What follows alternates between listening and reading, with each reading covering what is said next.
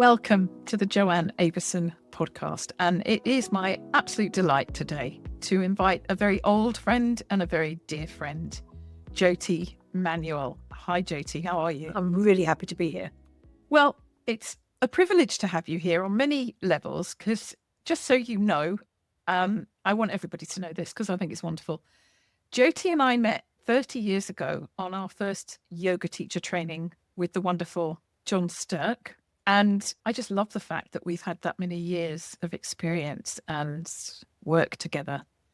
And we trained there in the work of Vanda Scaravelli, but you were already quite comprehensively trained, weren't you, in India and all sorts of places? Well, I wasn't so much trained in India by then. I'd been studying with a teacher for 10 years and actually in New York. And he had said to me, go and teach.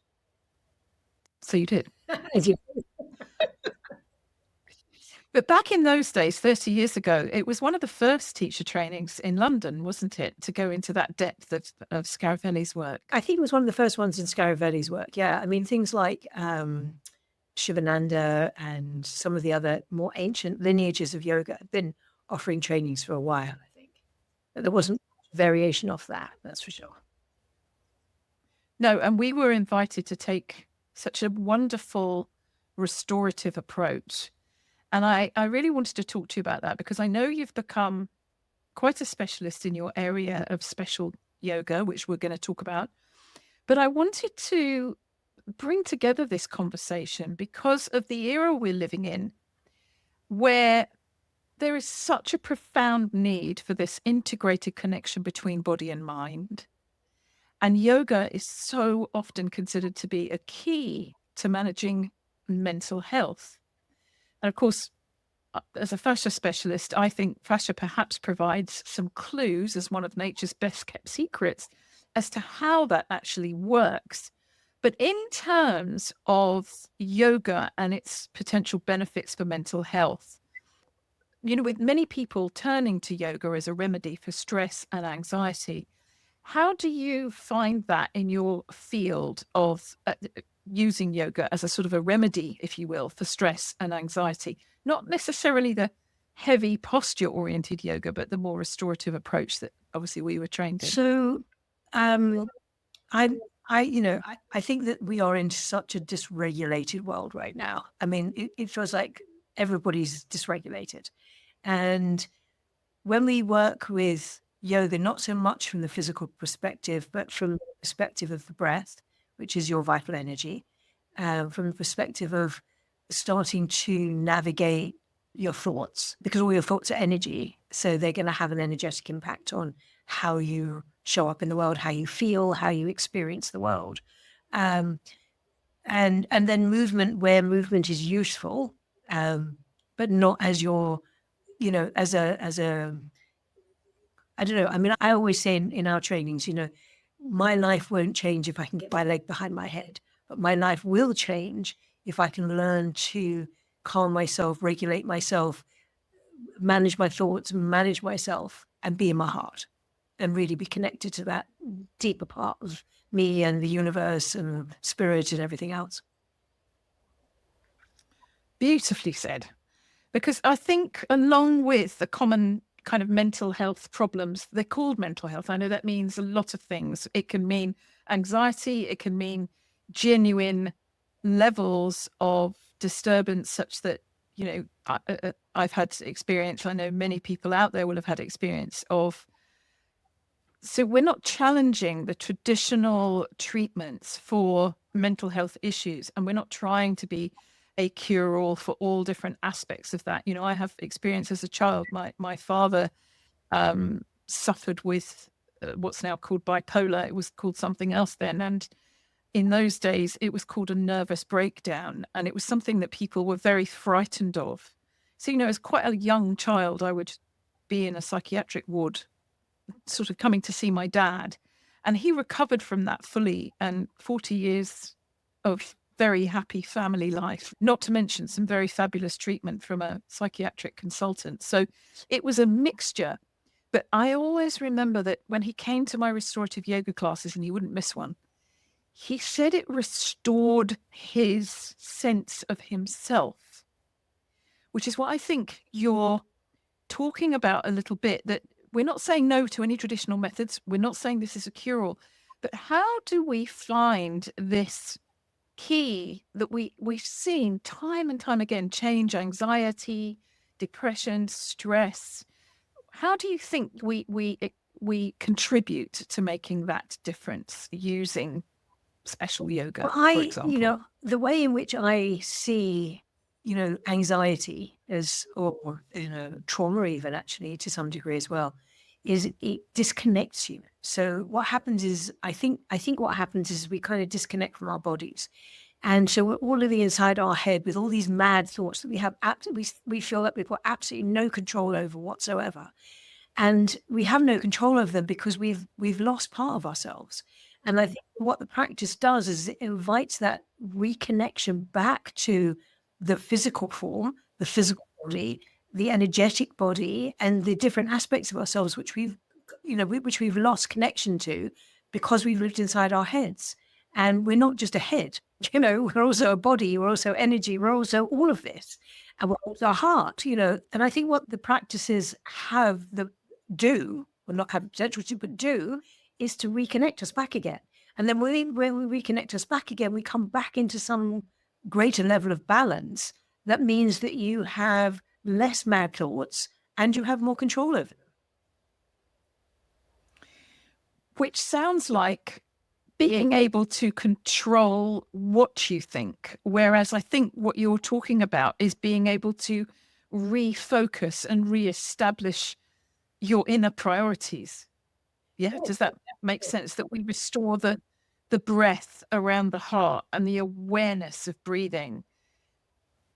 Yeah, and there is science now that says that there are varying breath practices that support heart rate variability and that really contribute to the value of our nervous systems.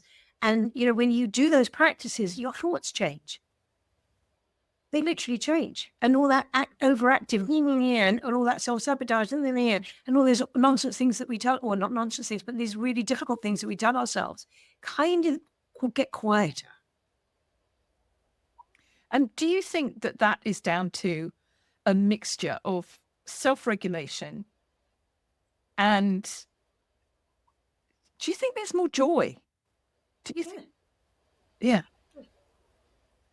So give me like 3 things, for example, particular ways where yoga positively impacts mental health, such as what you're talking about, increased mindfulness and awareness.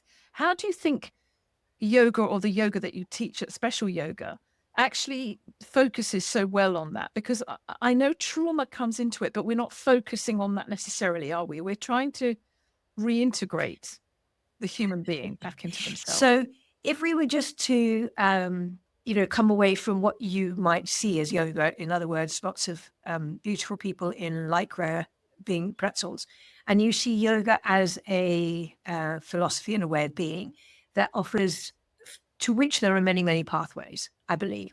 And I think that we all have a very individualized nervous system. So for some of us, we will need to go running. Others of us will need to sit still. Some of us will need lots of noise. Some of us will need quiet. So I think what it teaches us to do is to learn what works for us. I think it's what Peter Levine calls the window of tolerance. And so when we find what our window of tolerance is and how what the sort of external factors, if you like, of our existence are that then reflect back into our own nervous system, we start to be able to make choices around that. So that's number one. And I think that the breath is absolutely, unquestionably our best friend. It is totally our best friend because it's always there.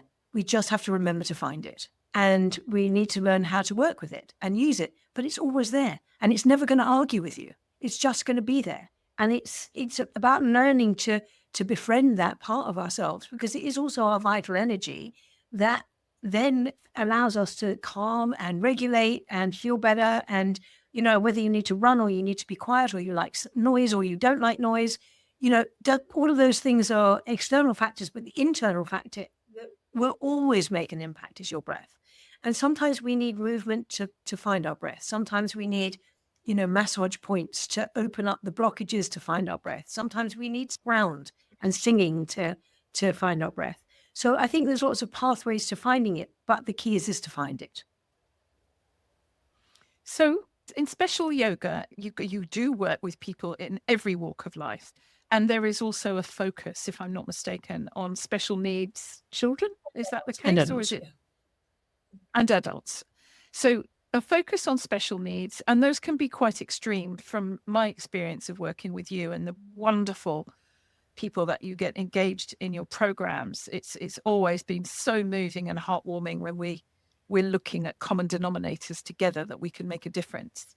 So give me a couple of gorgeous stories that of your experience, because I've seen you working, and it's Well, just it's not remarkable. always, it's not only complex needs. I actually think anxiety is now a special need, to be honest. It's so extreme these days. But anyway, what popped into my head when you were asking me for a story was, I remember when we had a yoga studio, and so we used to see, I don't know, 150 odd kids a week, something like that. And a mother had rung me with a young boy, I think he was around 8 or so, who had hemiplegia, which is like cerebral palsy on one side of his body. And he arrived, and all I could hear was this negative bias towards the side of his body. And I'm thinking to myself, those cells of his body aren't very happy because they're not being nurtured. They're not being told nice things. So why would they work for you? You know?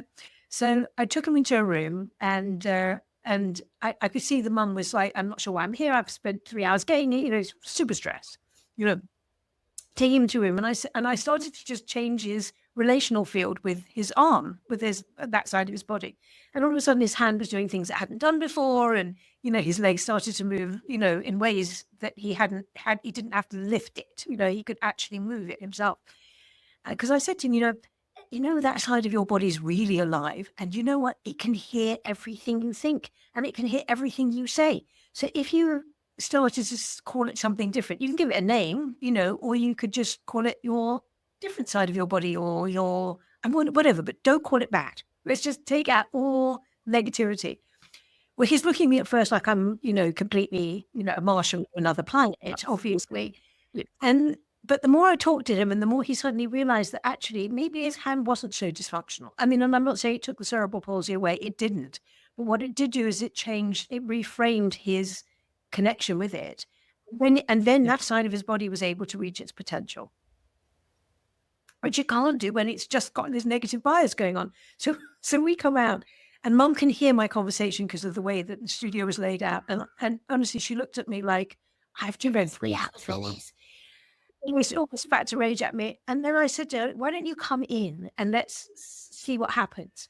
So he's a bit anxious at this point because she's anxious. So you can see this lack of co-regulation, or, like a negative co-regulation as opposed to a positive co-regulation going on between the two of them. So I'm like in the middle, calming all that down and just breathing deeply and whatever. And I start to talk to his body, and his body's doing things. And the mum looks at me like, how did you do that? I think I didn't do anything. I've just reframed it, but I need you to reframe it too, because everybody in the family now has to change their view. Everybody. Yeah. Because, absolutely. Anyway, 3 weeks later, she rings me. She goes to me, God bless you. Thank you. You've changed our lives. I love that. Love it. I love those stories. And it's not hocus pocus either, because what you've done is something that, I come across as a manual therapist as well. People come to me with a bad leg or a bad knee, and this is a very simplified version, but I think this very inclusive trend in our work certainly is to be welcomed. And one of the things that I often find with a client is they'll come in and they'll tell me a diagnosis as if they've been branded with it from a practitioner somewhere or a parent or something. And the second part they'll do is, this is my bad leg, arm, whatever. And can you make it good? Exactly what you just said. And I insist before we start anything on changing the language. Can we have a learning leg and a teaching leg? What do you mean? Well, the one that knows what it's doing, apparently, according to your requirements, and the one that doesn't at the moment because it's been insulted or injured, or it doesn't seem to have the same vocabulary as the other one. Can we just get them making friends, because one of them can actually teach the other? It's an intelligent tissues where we get to the fascia talking to itself.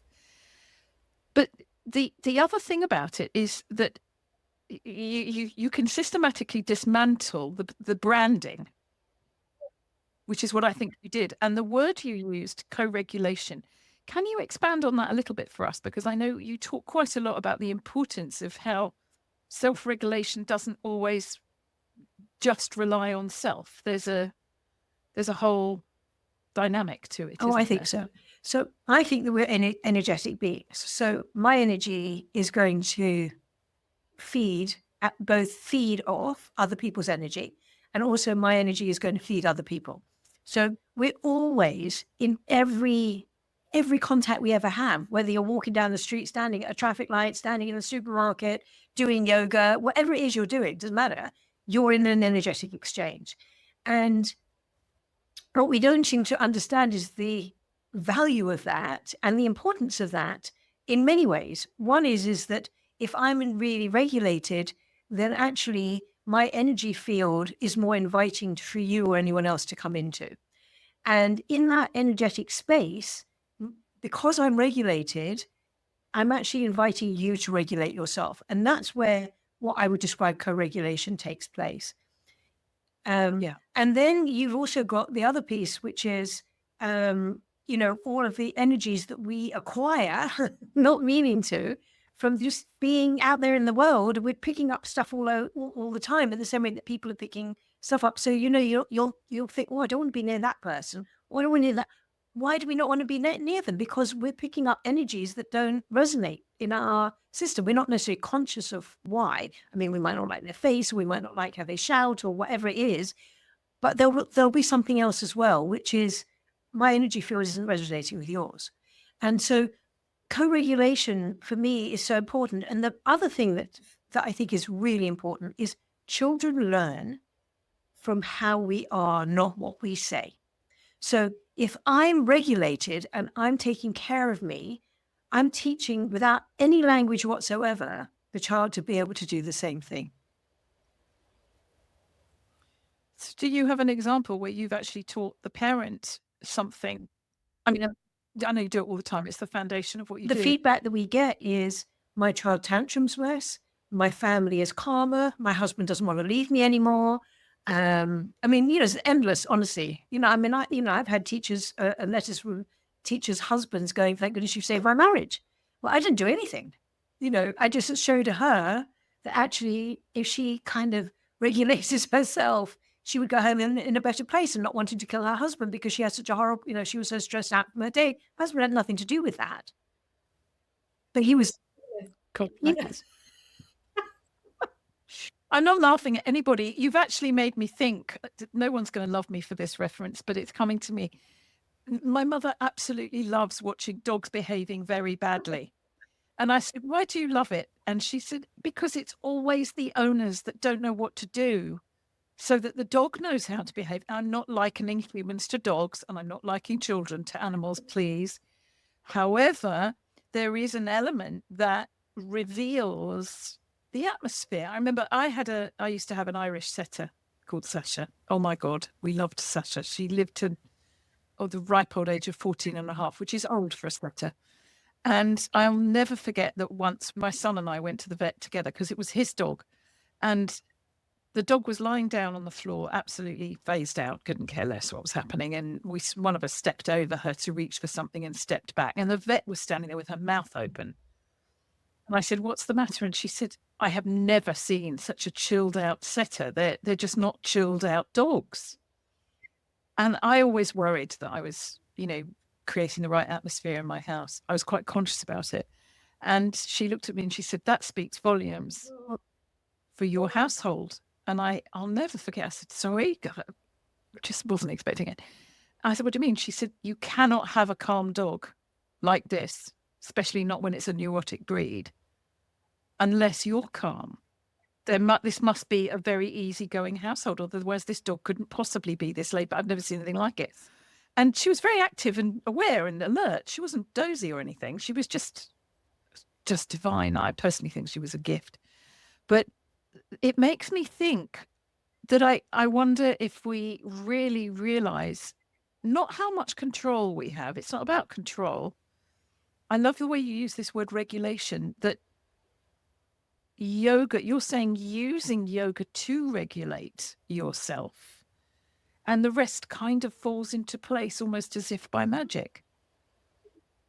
And it's not magical, actually, it's scientific. That's what's so lovely about it. I mean, I've known this stuff for, donkey's years. And of course, people used to think I was some kind of white witch because, classrooms would calm down and all these mad things would happen. But and there was no science then. So they'd look at you like, what did you do? How did you?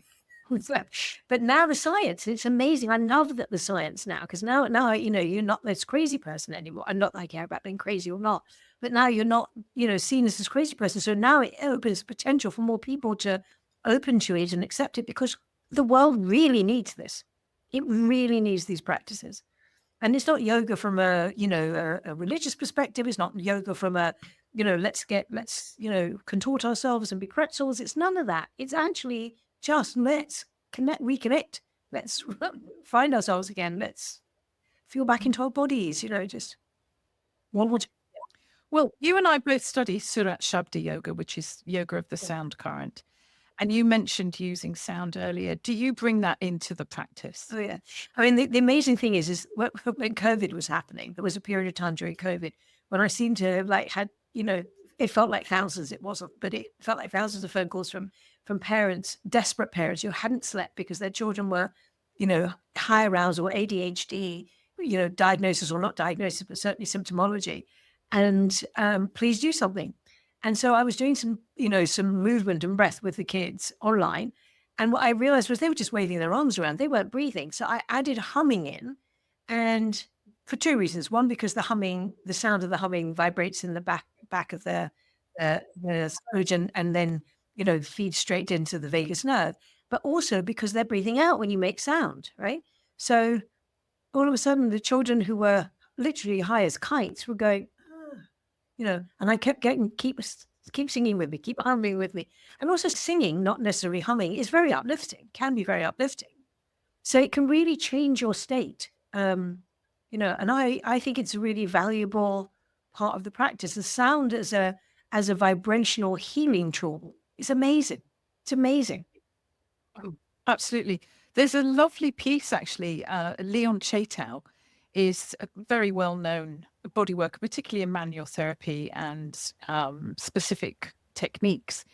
And he, in some of his work, he very judiciously and appropriately uses the word magic when he's referring to certain breathing exercises. And other people, where he's edited their work, who use that word. And it really is like that, because it incorporates these elements that I think we can't necessarily account for. And Leon wrote a lovely piece called Humming Your Way Back Home. I love it. And behind it is the science of the production of nitric oxide and all the various things that you do, which helps dilate the blood vessels. So they're breathing better, they're feeling better, their circulation is improving just by humming. And it's a delightful piece. I really recommend anyone listening to have a look at it. What's so amazing about that is humming is a really ancient practice of yoga. Yeah. Yes. Hello. Yes, we're not just talking about being able to stand on one leg for a long period of time or do the splits or, as you say, turn yourself into a pretzel. Good grief. I absolutely love it.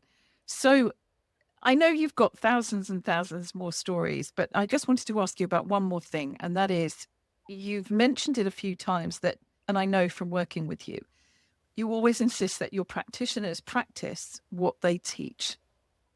It's not about having a formula and laying it on everybody. It's about experiencing it yourself, so that the co-regulation isn't something it's quite different to something that's imposed like a lesson. I'm not making a yoga lesson wrong. I'm just saying it's not about, do what I do. It's what you said right at the beginning. You be with me, almost. So I think it was about my second or third adults yoga class, before I even knew I was going to do the work that I do. And a blind man and his dog shows up. And there's a woman in the class who doesn't like dogs. And he won't come in without the dog. And I'm standing there thinking to myself, oh, this is interesting. Anyway, so to cut a long story short, the dog and the man come in, and the woman calms herself down, or we help her to calm down. And I realized that he can't see me. So I can't do what I thought I was going to do, right? I have to completely think on my feet and go, okay, so he needs touch and he needs a different kind of verbal instruction because he can't watch me. So I'm threw my class plan out the window in that moment. And I've never used another one since, because what that taught me was I just need to be here with you. And so when I'm here with you, I'll know, because I'm connected with you through my energy field to your energy field, what you need. So we share toolboxes. I don't teach class plans. Here's a toolbox. And I want you to practice every single tool in that toolbox, because you need to understand in your physical form, in your body, in your energy, in all parts of you, what that practice will do. I want you to practice when you don't want to practice. I want you to practice when you're upset. I want you to practice when you're happy. I want you to practice in the morning. I want you to practice in the evening. Just practice, because what that will do will inform you what the child in front, or whoever is in front of you, doesn't matter who you're working with, it can be anybody, what they need. And then we can, be really useful. And if you don't understand it in your body, how on earth do you know what you're doing? Well, I'm with you. So it's almost like a compassionate co-regulation in that you're almost letting the client regulate what you teach. That it's like almost like a Mobius loop, a figure of 8, isn't it? You give and take in that beautiful flow. I share yoga. I don't teach anything. Duly noted. And I absolutely cannot recommend that enough. So anybody out there who wants to know more about sharing yoga, beautifully said, please, please, please join our mailing list. You'll have details in the show notes. If you're listening to this as a podcast, you'll see details of this below if you're watching us on YouTube. And to join with Jyoti, and again, you'll find all this information underneath the video, you can find out about special yoga. It's simply that, specialyoga.co.uk. And you can find Jyoti under Jyoti Manuel _SY for special yoga on Instagram. Again, all of that will be written underneath the show notes.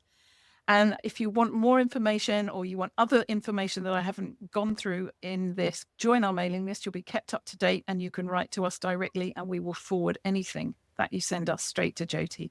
But you can, as I've said, contact her yourself with the information below. So let's just recap before we finish up, Jyoti, why all of this is so important to mental health, to stress reduction, to mood. How would you sum it all up? Well, I just think that, when we have the tools, which I feel incredibly blessed to have, I have a responsibility, because we're in such a dysregulated, such an unhappy, such an anxious world right now, that actually my responsibility is to work on me so that I change my energy field. And as I do that, I emit a field of energy that other people can then heal themselves in. And I think we all have that responsibility. I have a vision of one day, everybody just taking 1 minute, the same minute around the planet, just sitting down wherever they are, whether they're at war or at peace, whether they're busy or not busy, wake up from sleep or whatever, and just sit still for 1 minute and imagine you're holding hands. It's a dream of mine. 1 minute. I think we will completely change the energy There's of this no question planet. about it. There's a woman called Pam Gregory who's an extraordinary astrologer, and she started a meditation. I think it's on Sundays at 7 o'clock or 7:15, whatever time it is. And literally anywhere in the world, doesn't matter whether you're, in Honolulu or whether you're here in the UK, everybody just sits at the same time together. And it creates an energy field, and people are seeing all sorts of healing going on as a result of it. It's amazing. It's amazing. We're so much more powerful than we know. Could not agree more. And that will be the starting point of our next podcast. Jyoti, thank you for your time. As always, it's a complete delight. And I honestly can't wait to see you again soon. Me too. Thank you.